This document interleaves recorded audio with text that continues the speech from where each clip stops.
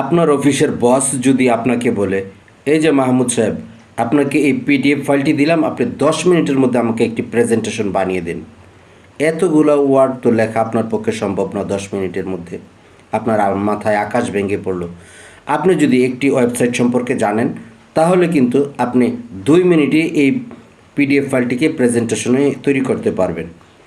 আমি I love পিডিএফের কথা বলছি। এই ওয়েবসাইটটি দিয়ে আপনি খুব সহজেই পিডিএফ ফাইলকে প্রেজেন্টেশনে রূপান্তর করতে পারবেন।